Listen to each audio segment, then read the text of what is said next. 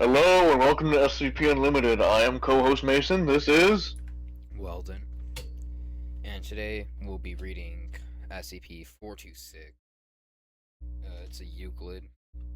Its name is I Am a Toaster, and from what we know, it kind of like lobotomizes people or gaslights them into believing they're a toaster, and then they die or something.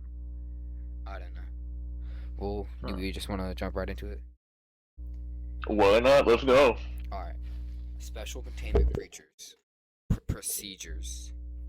I am to be sealed in a chamber with no windows through which I may be viewed. The door to my chamber must have a label completely unrelated to my designation or identity, in order to prevent unintended spread of primary effect. Only level 3 and above personnel are to know of my presence, and particularly of my properties. Assigned personnel are to be rotated out on examination by my secondary effect. Psychic evaluation is.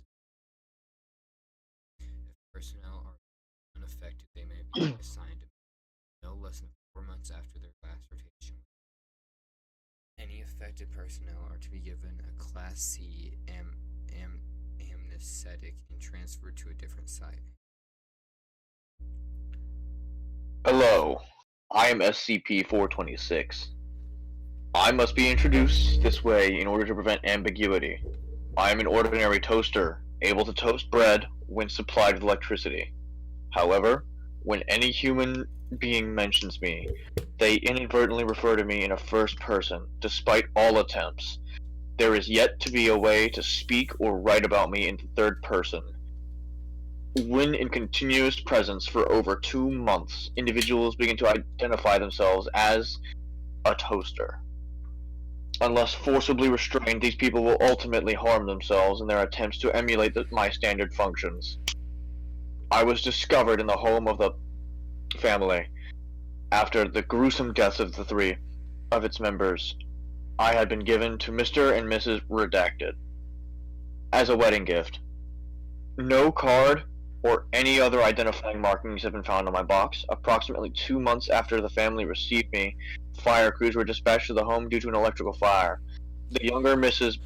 Redacted died due to died from the electric discharge that she had caused when attempting to devour an electrical socket. The other victims had died shortly before the fire occurred. The older Mrs. Redacted had gorged herself with nearly 10 kilograms of bread before her stomach burst and she died of internal bleeding. The younger Mr. Redacted died of severe blood loss after attempting Redacted with me. Sole survivor was the elder Mr. Redacted, who was suffering from severe malnutrition. He stated that he had inserted some bread a week prior and was still waiting for the toast to pop out. I was confiscated by the Foundation after police noted my unusual properties. A Class C amnestic was administered to my affected officers. Wow, this is very intriguing. A very intriguing story indeed. Yeah, I'm kind of scared of my toaster.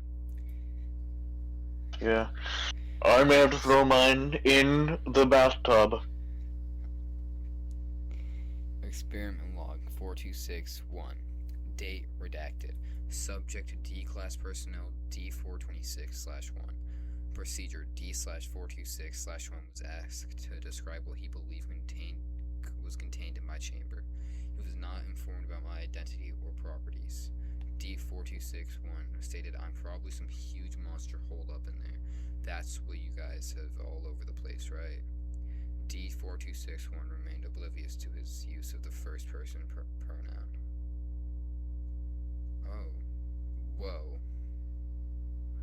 Experiment log 4262. Date redacted. D-class personnel. D4262. D4262 was placed in my chamber and given regular meals through a dispenser. No communication with D4262 was permitted. Multiple cameras were situated in the chamber, positioned so that I was outside of their field of vision, but allowing constant observation of D4262. We remained concealed until my secondary effect manifested in the subject. I was bolted to the floor so that I could not be moved into the camera's view. After 45 days of isolation, D4262 wrapped his arms around me and began conversing with me, stating that we were brothers. D4262 never deviated from using the first person plural when speaking with me.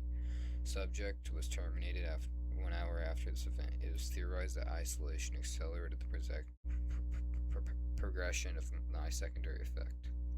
Experiment log 4263.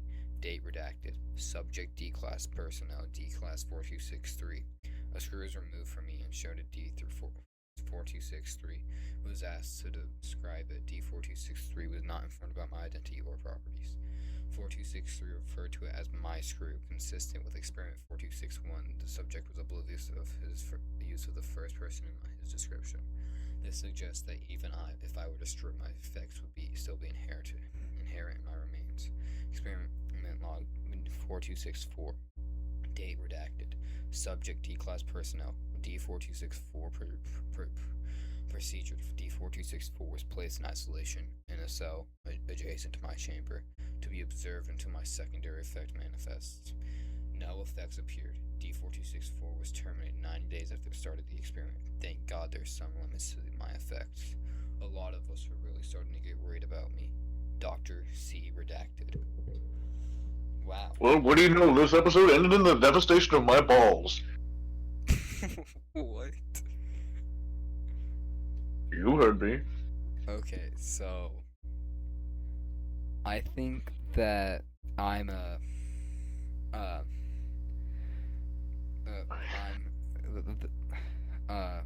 toaster is I'm a toaster. It's a very interesting story indeed. But yeah. Very interesting, very interesting. It was good.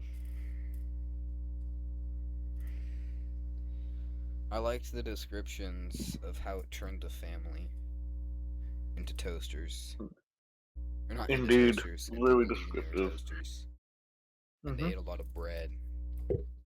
Now, how long is this recording? It's 7 minutes and 30 seconds. Anyway, let's do the outro. Damn. So, that was I Am a Toaster.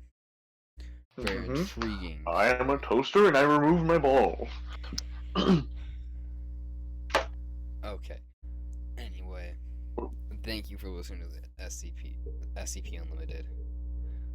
This is your co-host, Weldon. This is your co-host, Mason, and don't let them take your balls.